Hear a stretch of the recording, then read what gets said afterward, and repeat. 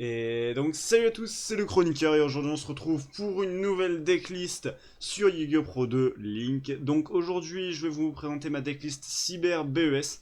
Alors basiquement c'est quoi? C'est du Cyber Dragon avec des BES. C'est un peu comment le deck s'appelle, mais bref. Donc je pense que la plupart des gens savent à peu près comment se joue Cyber Dragon. C'est un deck qui est quand même assez populaire et assez connu. Mais BES par contre, c'est quand même vachement moins connu.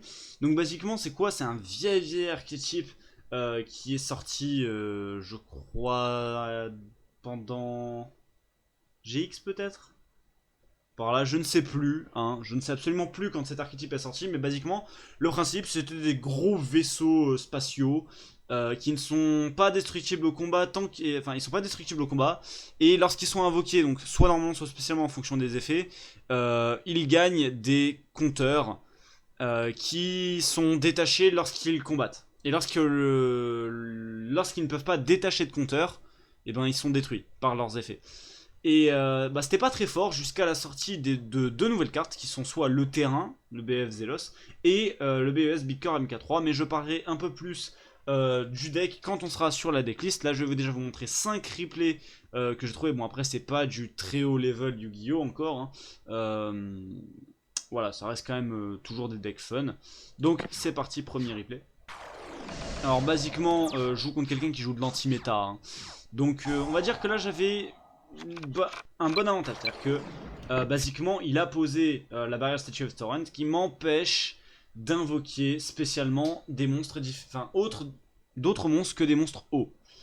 Sauf que manque de bol, j'ai top deck le MK2 qui peut être invoqué normalement si je contrôle aucun monstre. Ce qui fait que je peux invoquer normalement un monstre à 2009. Disons que sa statue barrière des torrents, pas servir à grand chose. Bon, au final, il touche la bonne carte, il touche le warning et du coup mon terrain. Il préfère du coup strike mon MK2, même si ça changeait pas grand chose, étant donné que juste ça m'aurait détaché le dernier compteur et après il était simplement destructible après n'importe quel combat. Hein. Même s'il combattait un monstre moins fort que lui, il pétait à la fin du tour. Mais bon, donc juste basiquement là je fais juste une norme avec Zway, je tape. Bon voilà, c'est rien de très intéressant. Au final, vu qu'il fait pas grand chose, donc je révèle pour que ça devienne un Cyber Dragon. Les deux passent niveau 5. J'utilise Nova. Il décide de strike Nova. Alors selon moi, c'était une erreur. Pourquoi? Parce que de strike Nova, ça fait proc son effet qui me permet d'invoquer spécialement un monstre machine de fusion depuis mon extra deck gratuitement comme ça.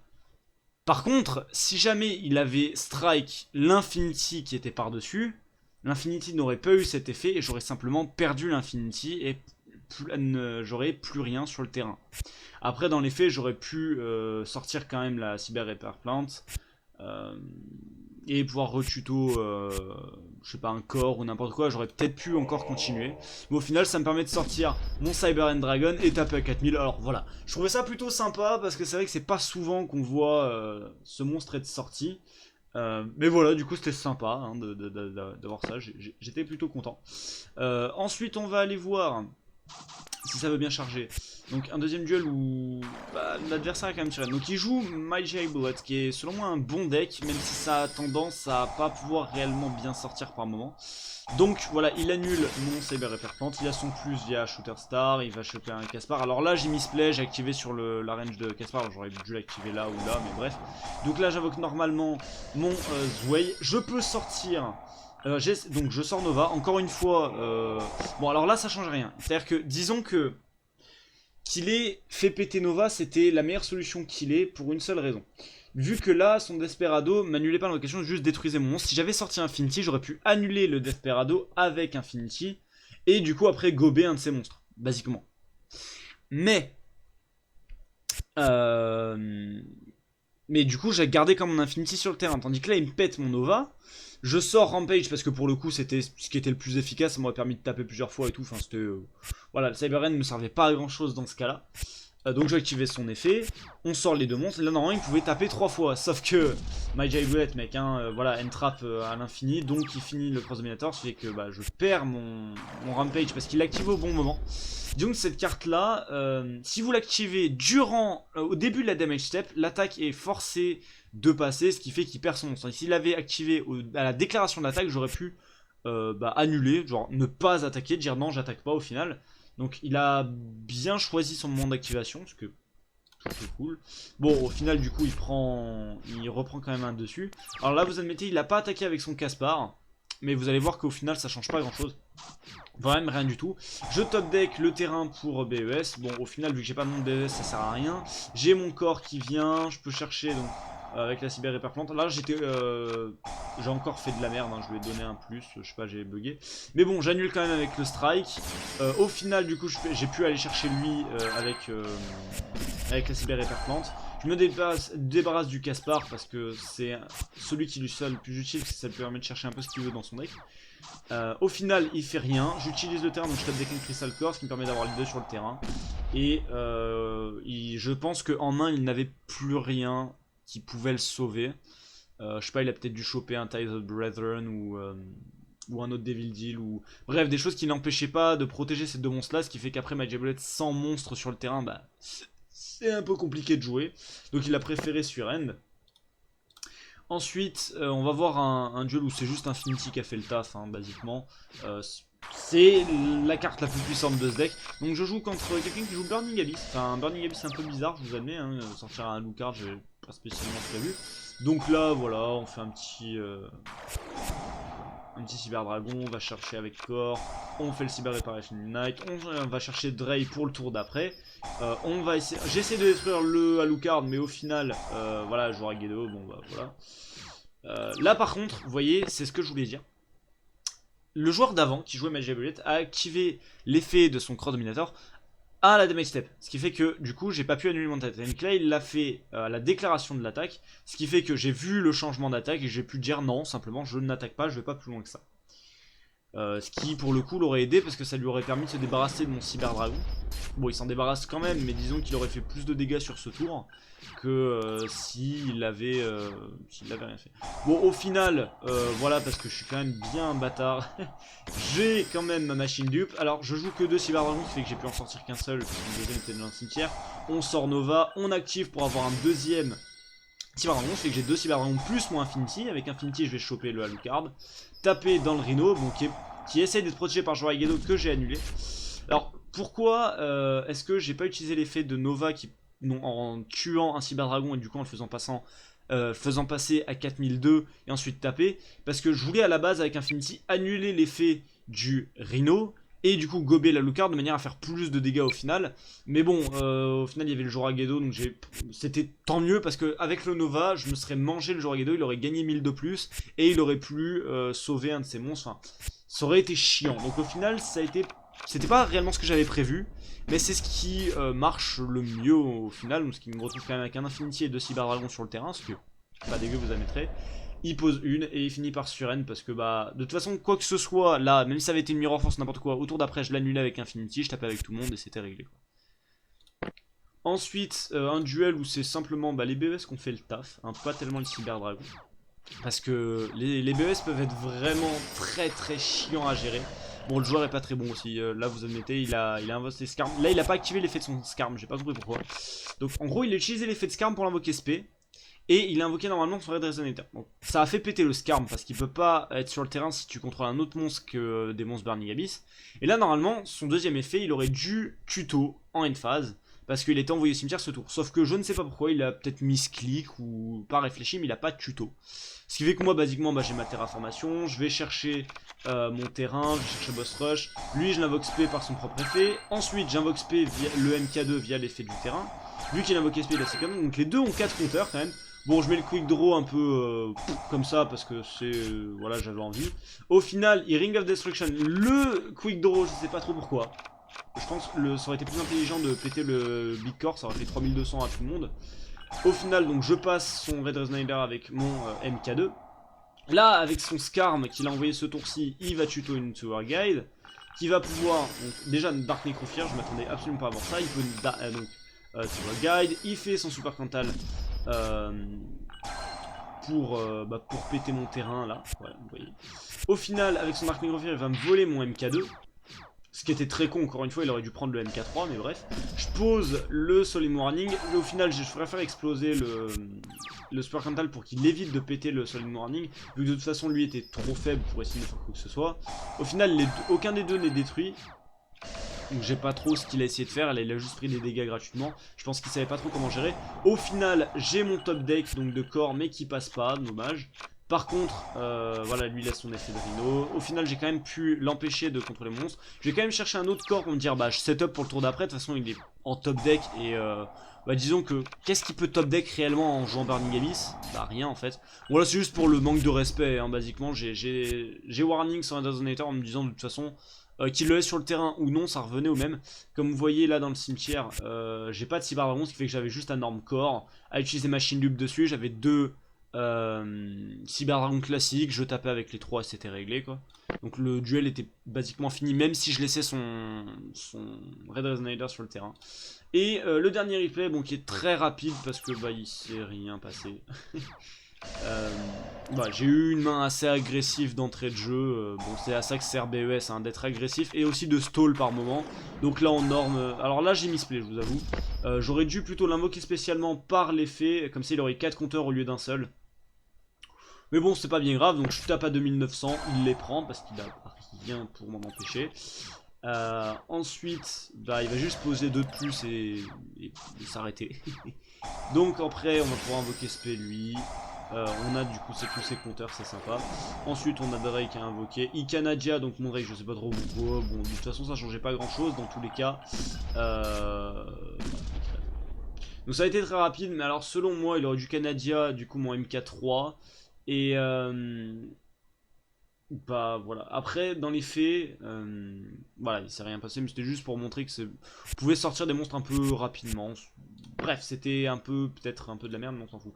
Donc, on va aller vite fait voir ce qu'il y a dans le deck. Donc, on a 3 MK3. Donc, MK3 qui est sorti, donc c'est une des 2 nouvelles cartes de support qui sont sorties pour BES dans, c'était quoi, Maximum Crisis, je crois, avec le terrain. Donc basiquement, lui ce qu'il fait, c'est que si mon adversaire contrôle un monstre et que j'en contrôle aucun, je peux l'invoquer spécialement. Donc il a l'effet d'un Cyber Dragon. Sauf que on peut placer 3 compteurs BES dessus lorsqu'il est invoqué spécialement. Et que lorsqu'il est dans il peut pas être détruit au combat. Donc tous les BES ont cet effet qui ne peuvent pas être détruits au combat et doivent, et à la fin de la damage step, lorsque ils ont combattu, on doit détacher un compteur. Et si on peut pas détacher un compteur, le monstre est détruit. Donc, lui il a un effet en plus qui fait que lorsqu'il est dans le cimetière, vous pouvez le bannir du cimetière pour envoyer tous les monstres BES dans le deck. Voilà. Ensuite, il y a le MK2 qui peut, si je contrôle aucun monstre, être invoqué normalement gratuitement. Placer 3 compteurs s'il est invoqué spécialement, et après les effets classiques. Ensuite, on a 2 Tétranes, donc lui il a 3 compteurs lorsqu'il est invoqué normalement et pas spécialement. Par contre, il a un effet en plus qui fait que si vous pouvez détacher un compteur de cette carte pour détruire une magie ou piège, c'est toujours sympa.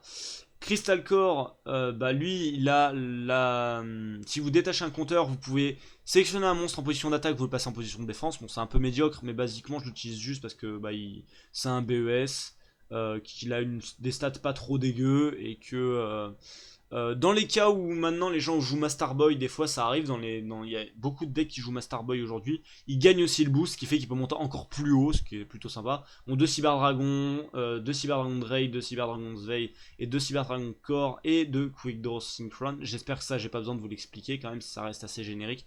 C'est des cartes qui sont quand même assez connues. 3 Terraformation, 3 Cyber Repair Plants, donc ça c'est pareil, c'est assez connu. 2 Machine Dupe, 2 Power Band, un Twin Twister, 2 Boss Rush. Alors Boss Rush, magie continue. Lorsque je la contrôle, je ne peux pas invoquer normalement ou poser. Mais dans les faits, c'est pas ce qui pose le plus problème si on l'active quand il faut, quoi. Et durant la phase du tour où un monstre BES ou Big Core, donc là vous voyez Big Core, en fait si vous voulez dans les monstres BES, là le tout premier monstre BES c'était juste Big Core MK1. Après il y a eu BES, Big Core MK2 et MK3, mais bref. Donc il y a juste Big Core si vous voyez. Donc est détruit et envoyé au cimetière. Vous pouvez invoquer spécialement un monstre BES ou Big Core depuis votre deck. Voilà, alors c'est plutôt cool, ça permet de respect depuis le deck, et puis voilà. Ensuite on a 3 fois, donc 3 BEF Zelos. Alors là c'est très long, mais c'est aussi une carte qui fait que les BS sont devenus un poil plus jouables. Après ça reste quand même pas méta, mais c'est toujours sympa. Lorsque cette carte est activée, vous pouvez ajouter un boss rush depuis votre deck à votre main. Donc ça permet d'aller chercher ça, hein, ce qui fait que c'est quand même assez utile déjà. Tous les monstres BES que je contrôle gagnent 500 d'attaque et défense. Mon adversaire ne peut pas les cibler avec des effets de cartes et ne peut pas les détruire par des effets de cartes. Ce qui fait que si vous avez le terrain et n'importe quel monstre BES du coup sur le terrain, ils ne peuvent plus partir. Le seul moyen de s'en débarrasser, c'est de les bannir sans cibler. Ce qui est quand même pas ultra courant. Il n'y a pas beaucoup de decks qui bannent sans cibler hein, dans les faits. Mais voilà, ça fait que ça devient assez galère de se débarrasser de nos monstres, donc les BES.